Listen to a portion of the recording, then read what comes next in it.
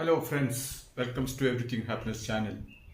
സുഹൃത്തുക്കളെ, ഇന്ന് നമ്മൾക്ക് കേരളത്തിലെ സ്പീഡ് റെയിൽവേ നിർമ്മാണത്തെപ്പറ്റി ചിന്തിക്കാം. ഇതിനു മുമ്പത്തെ ഗവൺമെൻറ് കേരയിൽ എന്ന് പറഞ്ഞ് ഒരു സെമി സ്പീഡ് റെയിൽവേ കൊണ്ടുവരാനുള്ള പ്ലാനൊക്കെ നടത്തി. പക്ഷേ പൊതുജനങ്ങളുടെ എതിർപ്പ് മൂലം അത് നടന്നില്ല.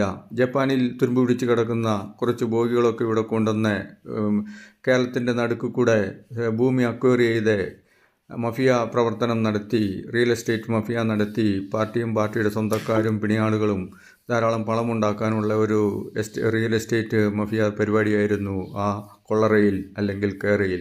ഇപ്പോൾ നമ്മുടെ പുതിയ ഗവൺമെൻറ് വന്നിരിക്കുന്നവർ പുതിയൊരു റെയിൽ സിദ്ധാന്തവുമായിട്ട് വരുന്നുണ്ട്. Semi speed railway.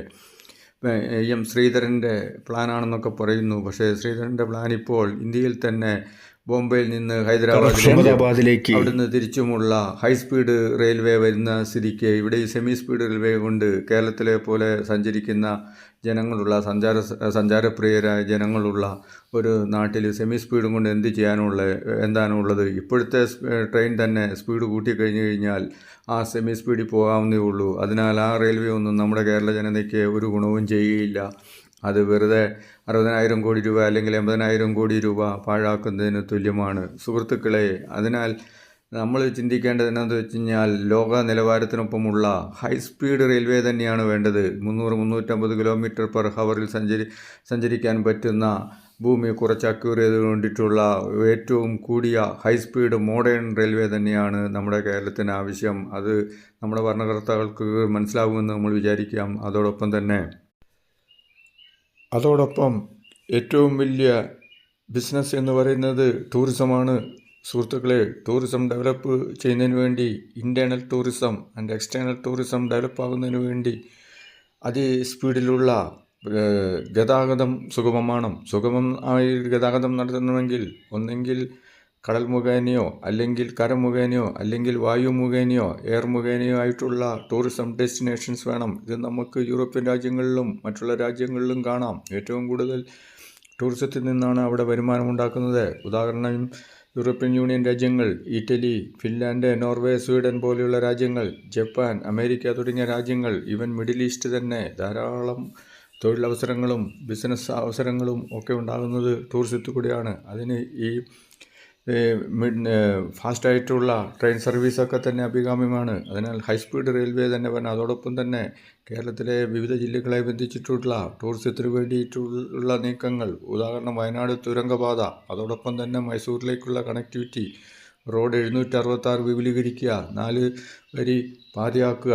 അപ്പോൾ കർണാടക, കേരള, തമിഴ്നാടും ഒക്കെ ഇപ്പോൾ കോൺഗ്രസിന് സ്വാധീനമുള്ള ഇതാണ്. അപ്പോൾ DK ശിവകുമാറും പ്രിയങ്ക ഗാന്ധിയും ഒക്കെ പറഞ്ഞത് പോലെ തന്നെ ഗവൺമെൻറ് തുരങ്കപാത നിർമ്മിക്കുകയും അതോടൊപ്പം തന്നെ ഗതാഗതം സുഗമമാകുകയും ഇൻറ്റേർണൽ ടൂറിസവും എക്സ്റ്റേണൽ ടൂറിസവും ഡെവലപ്പാകുകയും കേരളത്തിൻ്റെ വരുമാന വർധനവിന് അത് കാരണമാകുകയും ജനങ്ങളുടെ പുരോഗതിക്ക് കാരണമാകുകയും ചെയ്യും.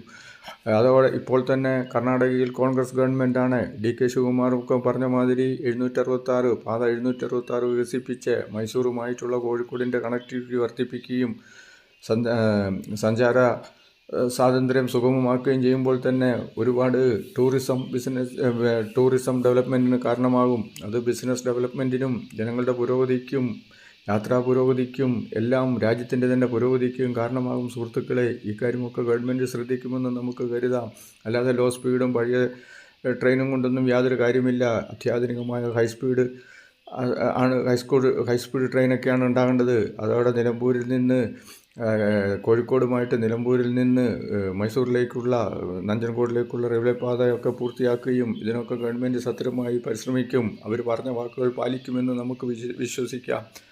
അങ്ങനെ ഗവൺമെൻറ് സത്വരമായ നടപടികളിലൂടെ കേരളത്തിൻ്റെയും രാജ്യത്തിൻ്റെയും ജില്ലകളുടെയും എല്ലാം സത്വരമായ വികസനത്തിന് കാരണമാകേണ്ട ഈ ത്വരിതഗതിയിലുള്ള സഞ്ചാര വികസനം, റോഡുകളും കണക്ടിവിറ്റികളും ഒക്കെ നടത്തുമെന്ന് നമുക്ക് കരുതാം. വളരെ അത്യാവശ്യമായിട്ട് കേരള ജനതയ്ക്ക് ആവശ്യമാണ് ഒരു ഹൈസ്പീഡ് റെയിൽ. കേരളത്തിലെ ജനങ്ങൾ സഞ്ചരിച്ചു കൊണ്ടിരിക്കുന്ന വിദ്യാസമ്പന്നരായ ലോക നിലവാരമുള്ള ആൾക്കാരാണ്. ആ നിലവാരമാണ് ഇപ്പോൾ കണ്ടത്. തട്ടിപ്പ് തരികിട കൊള്ള ഗവൺമെൻറ്റിനെ 10 വർഷം ഭരിച്ചു മുടിച്ച ഗവൺമെൻറ്റിനെ തൂത്തെറിഞ്ഞുകൊണ്ട് ഇത് ചരിത്രത്തിൽ നിന്ന് തന്നെ തൂത്തെറിഞ്ഞു എന്ന് വേണമെങ്കിൽ പറയാം. ഉയർത്തെഴുന്നേൽക്കാൻ മാതിരി തോൽപ്പിച്ചു എന്ന് തന്നെ പറയാം. അപ്പോൾ ഈ അവസരങ്ങൾ മുതലെടുത്തുകൊണ്ട് ഗവൺമെൻറ് സത്വരമായി പ്രവർത്തിക്കുമെന്ന് നമുക്ക് വിചാരിക്കാം.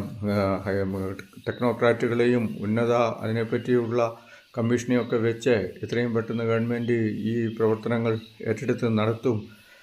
അതോടൊപ്പം തിരുവനന്തപുരം മുതൽ കാസർഗോഡ് വരെയുള്ള നദികളുടെയും കായലുകളുടെ കൂടെയുള്ള സഞ്ചാരമൊക്കെ സുഗമമാക്കി ലോ കോസ്റ്റിൽ കേരളത്തിലെ ടൂറിസം വികസനത്തിന് അത് വളരെ സഹായകരമാവും. ആ പദ്ധതിയൊക്കെ പുനർജീവിപ്പിച്ച് നടപ്പിൽ വരുത്തും. ഒരു വികസിത കേരളം സ്വപ്നം കാണുന്നൊരു മുഖ്യമന്ത്രിയാണ് നമുക്കുള്ളത്, വി ഡി സതീശൻ സാർ. അദ്ദേഹം പലവട്ടം ഇത് പറഞ്ഞിട്ടുണ്ട് വർഷങ്ങളിൽ കൂടിയൊക്കെ. അതൊക്കെ നടപ്പിൽ വരുത്തും. നമ്മുടെ പ്രതീക്ഷകൾക്ക് ഉണർവേകും. നമ്മുടെ കുട്ടികൾക്ക് ഇവിടെ തന്നെ ജോലി കിട്ടും. വിദേശങ്ങളിലേക്ക് പോയി അടിമവേല ചെയ്യണ്ട. അതേപോലെ സംസ്ഥാനത്തിൻ്റെ റവന്യൂ വളരെയധികം വർദ്ധിക്കും. രാജ്യത്തിൻ്റെ നമ്മുടെ കേരളത്തിലെ ജനത ചിന്തിച്ച പോലെ തന്നെ സാധാരണക്കാരായ ജനങ്ങൾ ചിന്തിച്ച പോലെ തന്നെ ഗവൺമെൻറ് ചിന്തിക്കും. അതിനുള്ള നടപടികൾ കൈക്കൊള്ളുമെന്ന് നമുക്ക് വിചാരിക്കാം. നന്ദി, നമസ്കാരം സുഹൃത്തുക്കളെ. Thank you. ഔട്ട്.